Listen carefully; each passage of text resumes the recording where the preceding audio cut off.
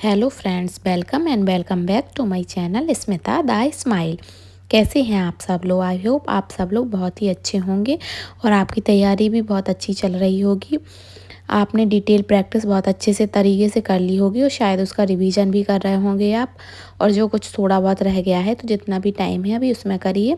बाकी प्रैक्टिस के लिए आपको कोई चिंता करने की बात नहीं है। मैं सारे सब्जेक्ट की, सारे टॉपिक की प्रैक्टिस सेट आपके साथ लेकर आ रही हूँ, तो आप मेरे चैनल से जुड़ जाइए और यहीं से आपको कहीं नहीं जाना पड़ेगा। सारे सब्जेक्ट की प्रैक्टिस आपको यहीं से कर लेनी है। सारे सब्जेक्ट का मैं एक एक सीरीज एक दिन में डाल रही हूँ, तो आप वहाँ पे जुड़ जाइए और चैनल पर सब्सक्राइब कर लीजिए और बेल आइकन प्रेस कर लीजिए ताकि आपको नोटिफिकेशन मिल सके और आप बढ़िया तरीके से किसी भी सब्जेक्ट की प्रैक्टिस कर सकें। तो अब सिर्फ प्रैक्टिस का टाइम ही बचा है, तो बढ़िया तरीके से करिए। चलिए क्लास को आगे बढ़ाते हैं। हे फ्रेंड्स, कुछ धांसू क्वेश्चंस के साथ आज मैं फिर से आ गई हूँ आप लोगों के साथ, आप लोगों की तैयारी में और भी इम्प्रूवमेंट करने के लिए।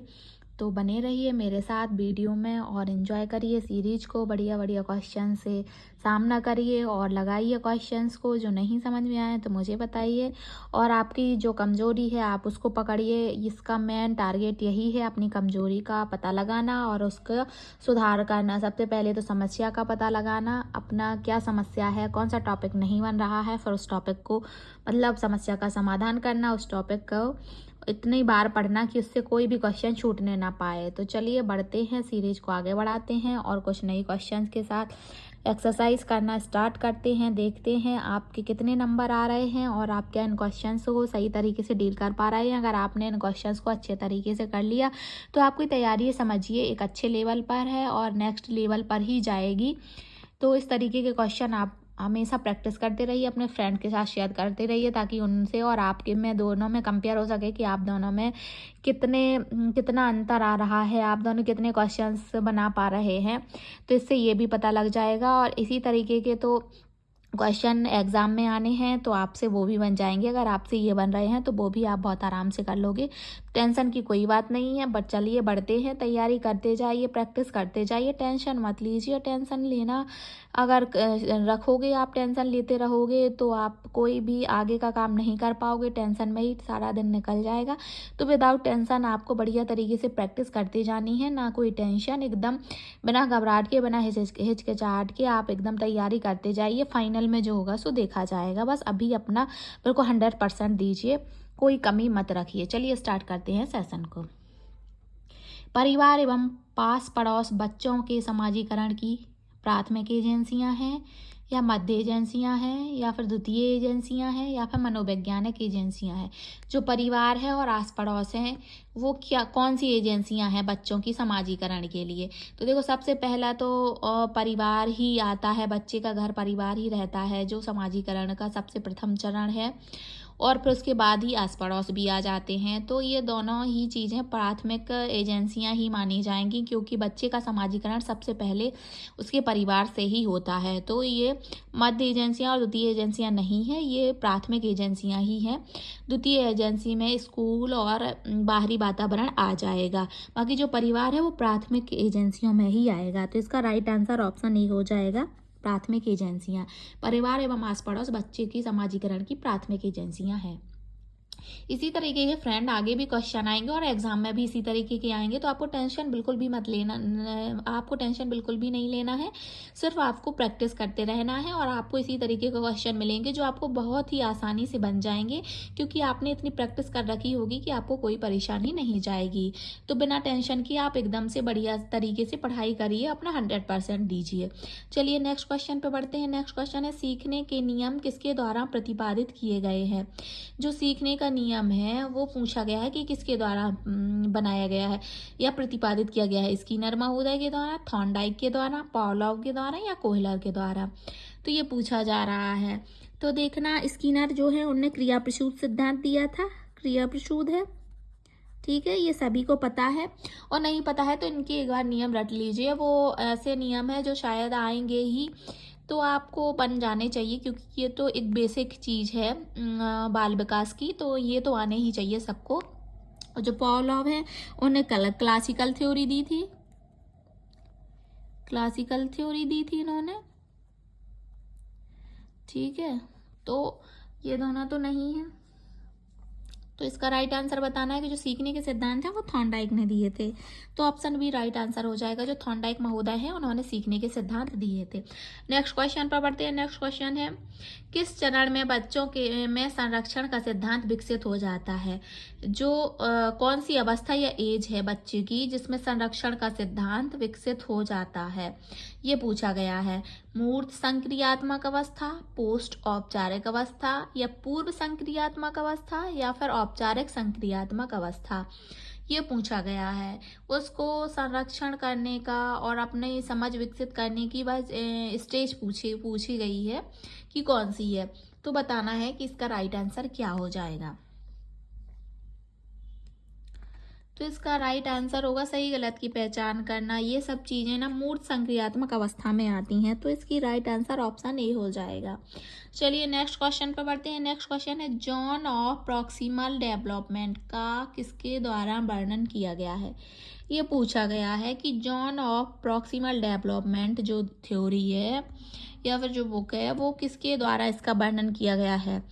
तो वाइगोत्स्की के द्वारा, ब्रूनर के द्वारा, या फिर पियाजे के द्वारा, या कोहलवर के द्वारा। फ्रेंड्स, ये कुछ ऐसी चीज़ें हैं जो एकदम रटने वाली हैं, तो इनको रट ही लेना और कुछ कीवर्ड्स के थ्रू इनको माइंड में सेट कर लेना। तो अगर ये आएंगी तो फटाफट इसका आंसर लग जाएगा, इसमें कोई टाइम नहीं लगेगा।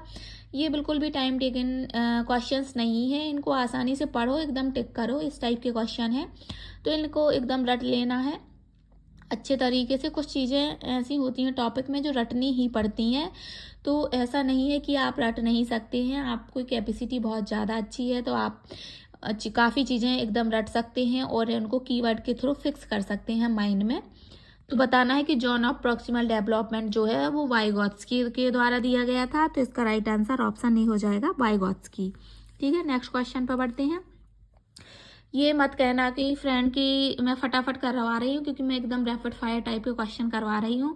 थ्योरी आप पहले से ही पढ़ चुके हैं, तो थ्योरी बताने का कोई भी सेंस नहीं बनता है। अब इतना टाइम नहीं बचा है कि आपको थ्योरी पढ़ने का टाइम है, आप थ्योरी पढ़ ही चुके होंगे, आपका रिवीजन चल ही रहा होगा, बस आपको प्रैक्टिस करने की ज़रूरत है। तो जो आप थ्योरी पढ़ चुके हैं उसको अप्लाई करने की ज़रूरत है कि क्या वो क्वेश्चन डील करने के लिए सही है या नहीं। वो जो थोड़ी बहुत कमियाँ रह गई होंगी वो आपको क्वेश्चन के थ्रू पता चल जाएंगी, और आपको जो क्वेश्चन नहीं बन रहे हैं वो एक आध दो जो टॉपिक रह गए होंगे आपको उनको अच्छे से पढ़ लेना है आपको। चलिए, पियाजे के विकास को नियंत्रित करने वाले जैविक कारकों को महत्व दिया। पियाजे ने जो विकास को नियंत्रित करने वाले जैविक कारक हैं को महत्व दिया है, जबकि वाइगोत्स्की ने इसके महत्व का कारण बताया है। तो बताना है कि पियाजे ने जो कौन सा इसके कारक पर ज़्यादा महत्व दिया है, और उसी के ऊपर वाइगोत्स्की ने इसके महत्व का कारण बताया है। तो बताना है कि इस पर ज़्यादा फोकस किया है, चिंतन प्रक्रिया पर, सामाजिक संपर्क पर, भौतिक कारक पर, या फिर पर्यावरणीय कारक पर। तो जो दोनों हैं पियाजे और वाइगोत्स्की, उन्होंने एक ही कारक पर, एक जन ने ज़्यादा महत्व दिया है उन कारक को, और दूसरे जन ने उनके महत्व के कारण बताए हैं। तो बताना है कि वह कौन सा टॉपिक है जिस पर दोनों लोगों ने प्रेशर डाला है, चिंतन प्रक्रिया, सामाजिक संपर्क, भौतिक कारक, या फिर पर्यावरणीय कारक। तो फटाफट बताते हैं इसका राइट आंसर, कि इसमें टाइम ना वेस्ट करते हुए, कि जो ऑप्शन बी है वो राइट आंसर है, सामाजिक संपर्क है, जिस पर दोनों ने ही फोकस किया है। एक ने उसके महत्व को बताया है, दूसरा उसने उसके महत्व के कारण को बताया है। चलिए नेक्स्ट क्वेश्चन पर बढ़ते हैं। बाल केंद्रित शिक्षा के अंतर्गत क्या सम्मिलित नहीं है? जो चाइल्ड सेंटर्ड एजुकेशन है उसमें क्या शामिल नहीं किया गया है? देखिए, आज के युग में जो आज का टाइम चल रहा है उसमें बाल केंद्रित शिक्षा पर ही जोर दिया गया है। उसमें बैगलेस और स्ट्रेसलेस स्टडी के बारे में बताया गया है, खेल खेल में शिक्षा, और जो बालक के लिए सुविधाजनक हो उसी के अकॉर्डिंग शिक्षा को ज़्यादा महत्व दिया गया है। तो उसमें पूछा जा रहा है कि क्या सम्मिलित नहीं है? गृह कार्य प्रदान करना, बालक को प्रश्न पूछने के लिए प्रेरित करना, बालक के अनुभव को प्राथमिकता प्रदान करना, और बालक की सृजनात्मकता को बढ़ावा देना। देखिए, बाल केंद्रित शिक्षा में बालक की ही चीज़ों को बढ़ावा दिया जाता है। तो बालक की सृजनात्मकता मतलब उन्हें सृजनशील बनाना, सृजनशीलता का बढ़ावा देना उनके में, ये तो इसका ही मेन टारगेट है, मोटिव है। और बालक के अनुभवों को प्राथमिकता देना, बालक के जो अनुभव हैं उनको प्रायोरिटी देना, ये भी इसी के अंतर्गत आएगा। और बालक को प्रश्न पूछने के लिए प्रेरित करना, ये भी इसी के अंतर आएगा, क्योंकि देखो बालक को ही चाइल्ड सेंटर्ड एजुकेशन जो दी जा रही है तो उन्हीं को ही प्रायोरिटी दी जाएगी, उन्हीं के अकॉर्डिंग ही चीज़ें की जाएंगी। उनको बार बार प्रेरित किया जाएगा कि आपसे आप क्वेश्चन करिए, आपको जो समझ में नहीं आ रहा है मैं बार बार समझाने की कोशिश करूँ। और देखो जो गृह कार्य प्रदान करना है वो एकदम बर्डन है, ज़्यादा गृह कार्य बच्चों को देंगे तो बच्चे एकदम बोझ समझने लगेंगे, उन्हें ये लगेगा कि कहाँ से स्कूल में आ गए, कहाँ से ये टीचर आ गए जो मुझे इतना होमवर्क देते हैं, मुझे जीने ही नहीं देते, इस टाइप की उसके अंदर भावनाएं जागृत होंगी। तो ये नेगेटिव वर्ड में आएगा और यहाँ पर नेगेटिव चीज़ ही पूछी गई है, तो नेगेटिव चीज़ को हाईलाइट करना है और नेगेटिव ही नेगेटिव को टारगेट करता है। तो इसका राइट आंसर ऑप्शन ए हो जाएगा कि गृह कार्य प्रदान करना इसमें सम्मिलित नहीं किया जाएगा। ठीक है फ्रेंड्स, तो इस तरीके के बढ़िया से अगर आप पढ़े होंगे तो आपको ये क्वेश्चन बहुत ही ईजी लगेंगे अगर आपने इनका डिटेल पढ़ा है। ये कोई टफ लेवल के क्वेश्चन नहीं लगेंगे, आपको ईजी ही लगेंगे अगर आपने इनकी थ्योरी पढ़ी है। तो मैं समझती हूँ कि आपने थ्योरी पढ़ी ली होगी, अगर आपने फॉर्म फिल किया है तो आप थ्योरी ज़रूर कर रहे होंगे, और अगर आपने नहीं भी करी है तो आप इन क्वेश्चंस को 2-4 बार पढ़िए, आपके माइंड में सेट हो जाएंगे, तो आपसे ये क्वेश्चन बन जाएंगे, कोई एकदम दिक्कत की बात नहीं है। तो चलिए आप इसी तरीके की तैयारी करते रहिए और आगे बढ़ते रहिए, अपने फ्रेंड्स के साथ भी वीडियो शेयर कर दीजिए ताकि उनकी भी हेल्प हो सके। आगे बढ़ाते हैं सेशन को, नेक्स्ट क्वेश्चन पर चलते हैं। अगला क्वेश्चन है, व्यक्तिगत शिक्षा कार्यक्रम की योग्यता खालिस्तान संदर्भ में बनाई जाती है। जो व्यक्तिगत शिक्षा है, पर्सनल एजुकेशन जो कार्यक्रम की योग्यता है वो विशेष शिक्षा कार्यक्रम के संदर्भ में बनाई जाती है या बाल केंद्रित शिक्षा के संदर्भ में बनाई जाती है, मुफ्त विद्यालयी शिक्षा कार्यक्रम या ई अधिगम शिक्षा कार्यक्रम के संदर्भ में बनाई जाती है। तो मैं जो पिछला क्वेश्चन था वो तो मैं उसमें बता चुकी हूँ कि व्यक्तिगत शिक्षा इस टाइम पे जो प्रोग्राम चल रहा है वो बाल केंद्रित शिक्षा के संदर्भ में ही बनाई जाती है। हर चीज़ में बच्चे को ही महत्व दिया जाएगा, उन्हीं के अकॉर्डिंग पढ़ाई कराई जाएगी, वो जिस तरीके से समझेंगे, जिस तरीके से उनको समझ में आएगा या जिस लैंग्वेज में वो समझेंगे और जितना उनको अपनी सृजनशीलता में बढ़ावा देने की कोशिश की जाएगी। तो यहाँ पे बाल केंद्रित शिक्षा के संदर्भ में ही बनाई गई है व्यक्तिगत शिक्षा कार्यक्रम। ठीक है, तो इसका राइट आंसर ऑप्शन बी हो जाएगा। नेक्स्ट क्वेश्चन पर बढ़ते हैं। बुनियादी स्तर पर मातृभाषा में शिक्षा देना बेहतर है क्योंकि यह बच्चे में आत्मविश्वास का विकास करती है, अधिगम को सरल बनाएगा, बौद्धिक विकास में सहायता करती है या प्राकृतिक वातावरण में बच्चों को सीखने में सहायता करेगा। तो जो बुनियादी स्तर पर मातृभाषा में शिक्षा देना है वो इसके लिए क्या चीज़ सही रहेगी? बच्चे में आत्मविश्वास का विकास होगा। जी हाँ, जब वो मातृभाषा में शिक्षा प्राप्त करेगा तो आत्मविश्वास बनेगा क्योंकि उसको वो लैंग्वेज आती है तो वो उसी लैंग्वेज में चीज़ें आसानी से समझ सकता है। अधिगम को सरल बनाएगा, अधिगम को सरल भी बनाता है। मातृभाषा में सीखना बहुत आसान होता है क्योंकि वह उसकी मदर टंग होती है और वो जब से पैदा होता है तभी से ही उस लैंग्वेज को सुनता है तो उसको वह उसमें आसानी से सीख जाता है। बौद्धिक विकास में सहायता करेगा और बौद्धिक विकास में भी मदर टंग हेल्प करती है। तो ये सब ऑप्शन इसके सही होंगे, पर इसका जो राइट आंसर बताना है क्योंकि इसमें ऑल ऑफ एबव दिया नहीं गया है तो इसमें राइट आंसर बताना है। तो इसका राइट आंसर जो परफेक्ट आंसर होगा वो यह होगा कि ऑप्शन डी इसका राइट आंसर माना जाएगा। प्राकृतिक वातावरण में बच्चों को सीखने में सहायता करेगा। जो नेचुरल एनवायरनमेंट है उसमें मातृभाषा सीखने में सहायता रहेगी, उसमें कोई बनावटी चीज़ों को इन्वॉल्व नहीं करना पड़ेगा कि नहीं इस लैंग्वेज में आपको बनावट के तौर पर बोलना है, क्योंकि मातृभाषा में वो आसानी से बोलेगा। उसको क्योंकि वो उसी में बात करते आ रहा है तो उसको बड़ी आसानी से उसमें सीखने की उत्सुकता रहेगी क्योंकि उसको नया कुछ अलग से प्रेशर डाल के सिखाने की ज़रूरत नहीं पड़ेगी, तो ये नेचुरल हो जाएगा। तो इसका राइट आंसर ऑप्शन डी हो जाएगा। नेक्स्ट क्वेश्चन है, निम्न में से कौन अधिगमकर्ता को अधिक स्वतंत्रता देता है? जो अधिगमकर्ता यानी लर्नर है उसको अधिक स्वतंत्रता देता है, या तो संरचनावाद या क्रियाशीलतावाद या सृजनशीलतावाद या व्यवहारवाद। तो जो अधिगमकर्ता लर्नर हैं को अधिक स्वतंत्रता यानी बहुत इजी तरीके से उनको फ्री होके फ्रीडम के तौर पर वो सीख सकते हैं। तो किस सिद्धांत में सीख सकते हैं? संरचनावाद में, क्रियाशीलतावाद में, सृजनशीलतावाद में और व्यवहारवाद में।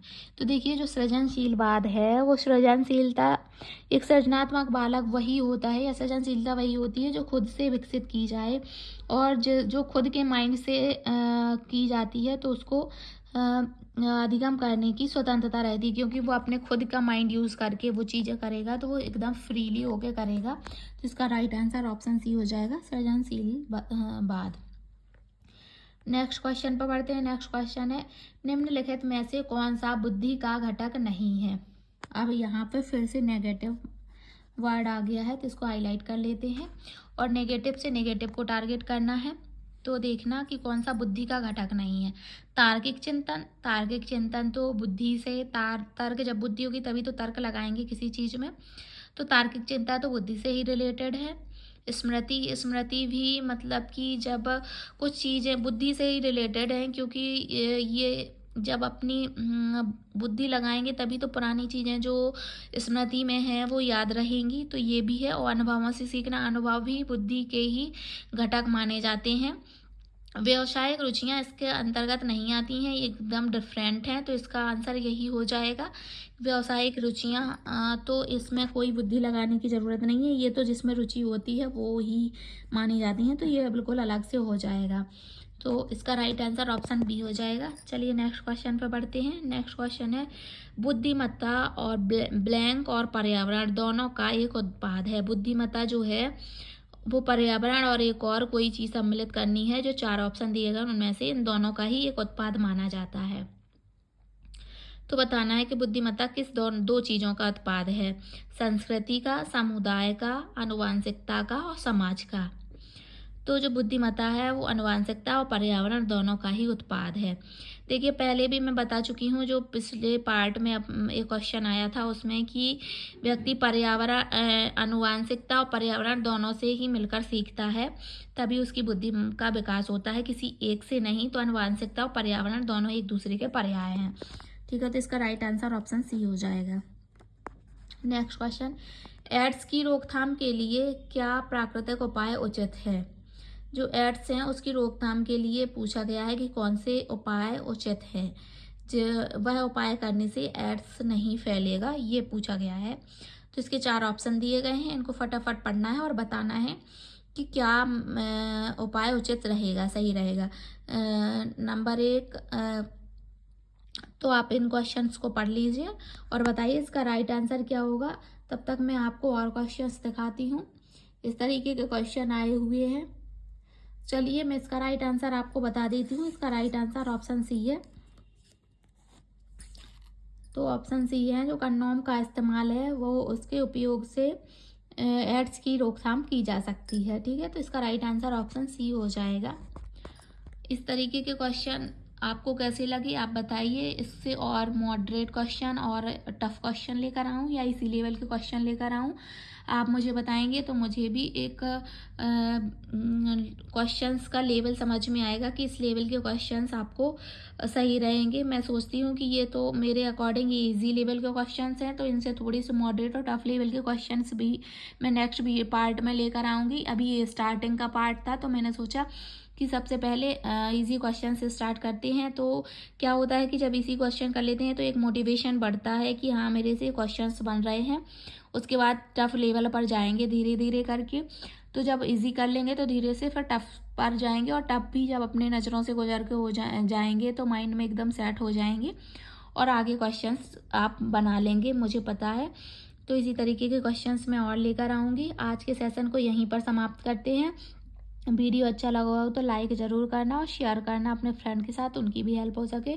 चैनल पर नए हो तो चैनल को सब्सक्राइब कर लें और बेल आइकन प्रेस कर लें, फटाफट नोटिफिकेशन आएगा तो आप एकदम से तैयार अपना प्रैक्टिस कर पाएंगे और आपका कोई भी सेशन छूटने नहीं पाएगा। तो बेल आइकन प्रेस करना ना भूलिएगा। चलिए आज सेशन को यहीं पर समाप्त करते हैं। Thank you for watching.